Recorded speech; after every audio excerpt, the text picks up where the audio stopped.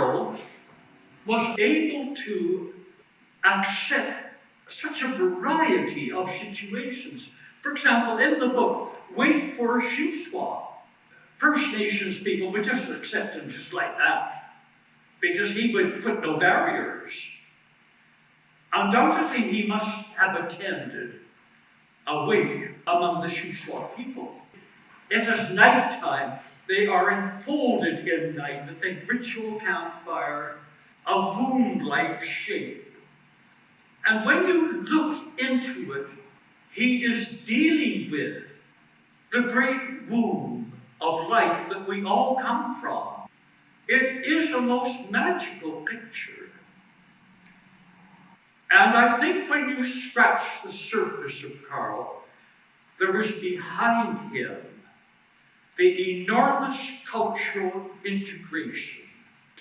I see very little influence of the Group of Seven, except with Above the Yallecon, and I'm a very superficial, really. You know, the Group of Seven were nearly all of British background.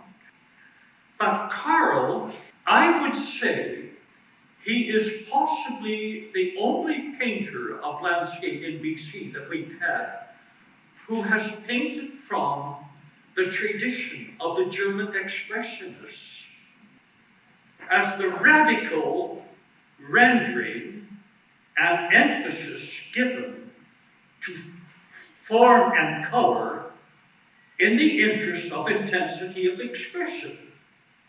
That is, you amplify the color, you restructure the form, and you see all of this in Carroll. I'm on sounder grounds here, since I know the Group of Seven's work so thoroughly and knew at least half the members of the Group of Seven. Carroll's technical process, and you will see it here, was entirely different. He often laid a great background, blue, red, and then he would stubble on top of that.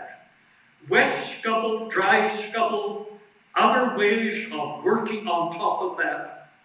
Sometimes you might think you got a monochrome, because that background color will saturate with very great power. It is where I think the real visual power comes from, is this majestic back color he gives you. I feel that Carroll has a very singular place in BC landscape painting. I know of no one like him. I think he is unique. I think he has a very real place in the history of BC painting. Carroll was very well educated. If you dug under the surface with this man, you found that he had a very fine classical German education, so that there was an immense thing for him to draw on. This is why, when you look at these pictures, you will always find, under the skin, as it were, a very real content. He was a profoundly intuitive man. If you do not look within, if all you see is a landscape, if that's all you are seeing, you are not seeing the picture at all. Serenity's domain. And in the sonnet, I called it Serenity's domain. I imagine someone as climbing that mountain, where there is ease down here. You know, you're walking through forest glades, say, birdsong, and pretty flowers and so on.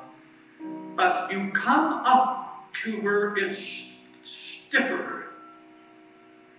The test of hardship now, cold winds and snow, of progress made with crampons, hooks, ice axe, fatigue and laboring breath, exhaustion, strain.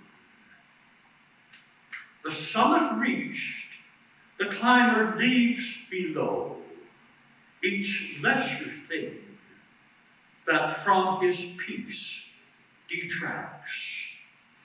For this pure realm, serenity's domain. You know, he died up at Spuzzum at a New Year's dance. The heart gave out. And this was on his drawing table, his very last work. And you know, the wondrous integration of this picture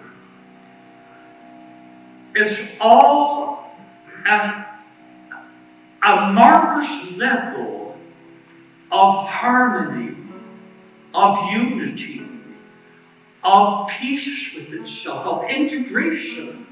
And I think, yes, that man did achieve serenity's domain.